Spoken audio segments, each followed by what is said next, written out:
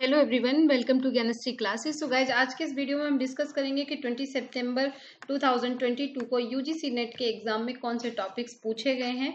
ये जो टॉपिक्स आए हैं ये आपके पेपर 1 में आए हैं। अभी आपको पता है कि सेकेंड फेज का एग्जाम स्टार्ट हो चुका है, जिसको 20 सितंबर से स्टार्ट हुआ है। तो 20 सितंबर के पेपर का डिटेल में हम एनालिसिस करेंगे, यूनिट वाइज एनालिसिस करेंगे और साथ में ये भी देखेंगे कि कितने क्वेश्चन आए हैं, पेपर का लेवल क्या रहा है और कितने क्वेश्चन करने से हमारे लिए एक अच्छा स्कोर हो सकता था। तो अगर आपको न्यू बैच ज्वाइन करना है तो इसके लिए आप इन दिए हुए नंबर पे कांटेक्ट कर सकते हैं। रजिस्ट्रेशन अभी ओपन है। नए बैच जो आपका दिसंबर का जो यूजीसी नेट होगा उसके लिए आप यहाँ पे रजिस्ट्रेशन कर सकते हैं।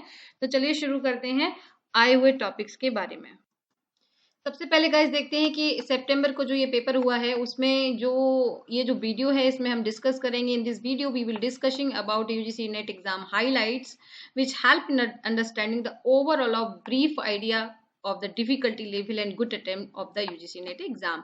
तो सबसे पहली बात है कि पेपर का जो लेवल आ रहा है पेपर 1 का स्पेशली वो मॉडरेट लेवल आ रहा है, यानी कि ना तो बहुत ज्यादा टफ आ रहा है पेपर 1, ना बहुत ही ज्यादा आसान आ रहा है। तो बहुत ही ज्यादा आसान तो मुश्किल होता है वैसे भी, तो मॉडरेट लेवल का पेपर आ रहा है। तो अगर आपका पेपर 1 पे कमांड ज्यादा नहीं है तो बहुत ज्यादा टेंशन लेने की जरूरत नहीं है, बिकॉज पेपर का लेवल कैसा है, मॉडरेट है। तो अगर आप ठीक से तैयारी कर लेते हैं 35 से 40 के बीच में भी अगर आप क्वेश्चन सही कराएंगे तो आपका बहुत अच्छा स्कोर माना जाएगा। अगर हम लेवल की बात करें तो लेवल ये है, और पेपर 2 की बात करें तो ये तो सब्जेक्ट टू सब्जेक्ट वेरी करेगा कि कोई पेपर टफ आएगा, कोई आसान आएगा, कोई इजी आएगा। तो सब्जेक्ट की बात नहीं करेंगे, हम सिर्फ बात कर रहे हैं यहाँ पे पेपर 1 की। तो पेपर 1 का जो लेवल आ रहा है वो मॉडरेट लेवल का आ रहा है।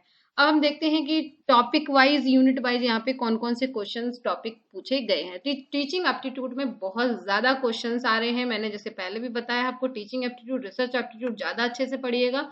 तो टीचिंग एप्टीट्यूड में 11 से 12 क्वेश्चंस पूछे जा रहे हैं। अब इसमें effective model of teaching, teaching का इफेक्टिव मॉडल क्या है, यानी कि वो कौन सा मेथड्स हैं, सॉरी नॉट मॉडल, मेथड, वो कौन से मेथड्स हैं जो कैसे होते हैं, इफेक्टिव होते हैं।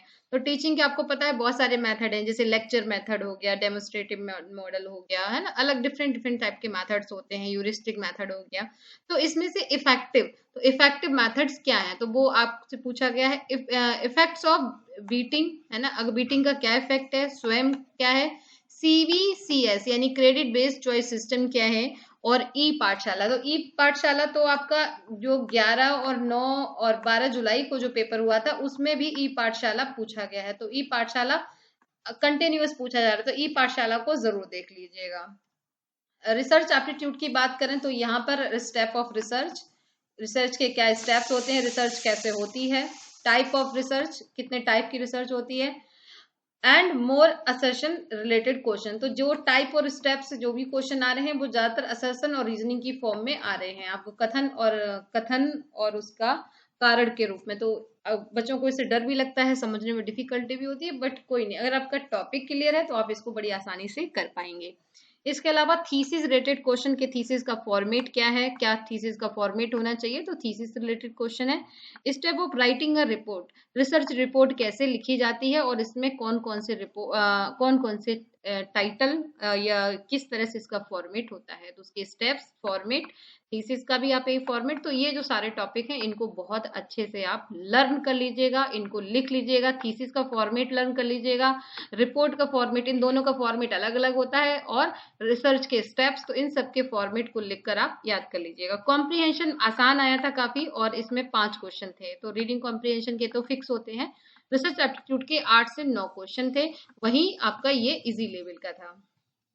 बात करते हैं लॉजिकल रीजनिंग की, तो लॉजिकल रीजनिंग में 6 से 7 क्वेश्चन है, जिसमें जो रॉन्ग नंबर सीरीज हो गया, आपका प्रोपोर्शनल लॉजिक हो गया, कंडीशनल स्टेटमेंट हो गया, स्लॉग हो गया, फिलॉसफी मैच द फॉलोइंग, यानी कि कौन सी फिलॉसफी के कौन से फिलोसफर हैं। ठीक है, तो ये मैच करने के लिए आया। हेतु भाव क्या है, हेतु भाषा क्या है, रेशियो, और डेटा इंटरप्रिटेशन की बात करें तो वही 5 क्वेश्चन नॉर्मल, कभी कभी 6 भी पूछ लेते हैं, तो 5 से 6 क्वेश्चन डेटा इंटरप्रिटेशन के आ रहे हैं, जिसमें रेशियो, परसेंटेज और कैलकुलेशन से रिलेटेड सारे जो क्वेश्चन है वो मोस्टली कैलकुलेशन से रिलेटेड आ रहे हैं। तो इस तरह से आप देख सकते हैं कि यहाँ पर लॉजिकल रीजनिंग और डेटा इंटरप्रिटेशन से किस तरह के क्वेश्चंस पूछे जा रहे हैं। अगर हम बात करें मैथ और रीजनिंग की, तो यहाँ पर एवरेज से रिलेटेड क्वेश्चन आए हैं, डेसिमल से रिलेटेड क्वेश्चन आए हैं, कंपाउंड इंटरेस्ट क्वेश्चन आया है, और एज रिलेटेड क्वेश्चन आया है। तो ये जो आप देखते हैं कि एक हमेशा इंटरेस्ट से जरूर क्वेश्चन आता है, चाहे कंपाउंड इंटरेस्ट आए चाहे सिंपल इंटरेस्ट आए, लेकिन हमेशा ही आपका ब्याज से क्वेश्चन आता ही आता है, एवरेज से आता ही आता है, डेसिमल नंबर से आता ही आता है और एज से आता है। ये चार जो टॉपिक हैं वो हमेशा फिक्स रहते हैं मैथ के क्वेश्चंस को लेके। तो मैथमेटिकल जो रीजनिंग है वहां पे इस तरह के क्वेश्चंस पूछे गए हैं।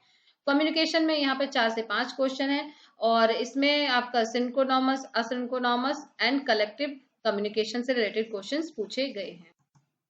भाई इन्वायरमेंट से रिलेटेड WHO मॉन्ट्रियल प्रोटोकॉल से कंटिन्यूअस क्वेश्चन आ रहा है, एजेंडा 21 से कंटिन्यूअस क्वेश्चन आ रहा है, air pollution and carbon emissions के लेवल्स क्या है। तो इस तरह के जो क्वेश्चंस हैं वो इन्वायरमेंट से आ रहे हैं। हायर एजुकेशन की अगर हम बात करें तो इंस्टीट्यूट बेस्ड क्वेश्चन, हमेशा यही क्वेश्चन आता है हायर एजुकेशन में कि कौन सा इंस्टीट्यूट कहाँ पे है, हमेशा यही पैटर्न है। या फिर फाउंडर्स आते हैं कि किसने किस यूनिवर्सिटी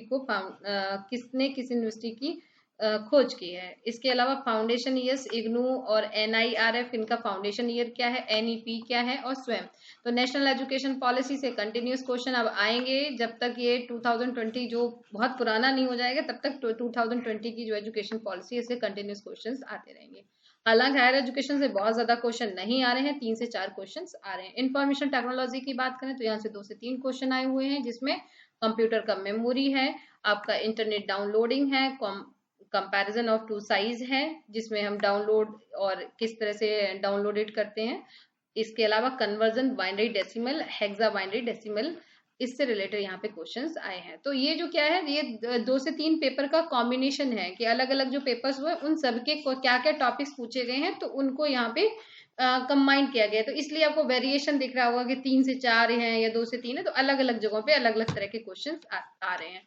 तो हम अगर देखते हैं कि अगर हम यहाँ पर टीचिंग एप्टीट्यूड को बहुत अच्छे से कर लें, रिसर्च एप्टीट्यूड को बहुत अच्छे से कर लें, कॉम्प्रीहेंशन बहुत अच्छे से कर लें, ठीक है, लॉजिकल रीजनिंग थोड़ा सा टफ पड़ता है तो अगर हम इसे कम भी कर लेंगे तो बहुत प्रॉब्लम नहीं है। डेटा इंटरप्रिटेशन फिक्स है 5 क्वेश्चन, मैथ, रीजनिंग, कम्युनिकेशन के 5 क्वेश्चन आप कर सकते हैं, इन्वायरमेंट को ठीक कर सकते हैं और हायर एजुकेशन बहुत आसान आता है। इसके अलावा इंफॉर्मेशन टेक्नोलॉजी भी बहुत आसान होता है। तो इस तरह से अगर हम देखते हैं तो ये जो गुड अटेम्प्ट्स माने जाएंगे कि टीचिंग एप्टीट्यूड में अगर आप 10 से 11 क्वेश्चन करके आएंगे, रिसर्च में 7 भी कर लेंगे, कॉम्प्रीहेंशन में 4 भी अगर आपके सही हो ही जाते हैं, लॉजिकल में 4 से 5, तो ये आप अगर इतने भी क्वेश्चन करके आ जाते हैं तो भी ये मान के चल सकते हैं कि आप एक अच्छा स्कोर कर सकते हैं। तो अगर हम इसको कैलकुलेट करते हैं तो यहाँ पर जो टोटल होता है जाके तो लगभग ये 40 क्वेश्चंस के करीब होते जाके। तो अगर आप इसमें 45 में मान के चले 2-4 रॉन्ग भी हो जाएंगे तब भी आपके 35 क्वेश्चन तक सही जा सकते हैं अगर आप इस तरह से अपना ये कैलकुलेट करके रखेंगे। तो ये हो गया पेपर 20 का पूरा एनालिसिस। तो thank you so much guys and wish you all the best for your upcoming exam. I hope कि ये जो एनालिसिस है वो आपके काम आएगा। अगर आपको ये एनालिसिस अच्छा लगा है, आप चाहते हैं कि जो भी पेपर UGC के होते जा रहे हैं उनका डिटेल एनालिसिस मैं ऐसे ही करती रहूं, इससे आपको कुछ लाभ मिल रहा है, तो प्लीज मुझे जरूर बताएं इसी वीडियो में कमेंट करके। वीडियो को लाइक करें, दूसरों से शेयर करें, जिससे इस तरह की वीडियोस मैं और बनाती रहूंगी। इसी तरह के जो वीडियोस हैं उनको मैं क्या कर रही हूँ कि उन्हीं का डिटेल एनालिसिस कर रही हूँ कि क्वेश्चंस कैसे इनसे बन सकता है। और इस टॉपिक को समझाने के लिए मैं इवनिंग में डेली 8 PM पे इसकी क्लास भी चल रही है। तो वो क्लास फ्री ऑफ कॉस्ट है, जिसका PDF भी आपको हमारे टेलीग्राम में मिल जाएगा, तो वहां पे जाके आप इसको ज्वाइन कर सकते हैं। So okay guys, thank you so much and wish you all the best. Thank you.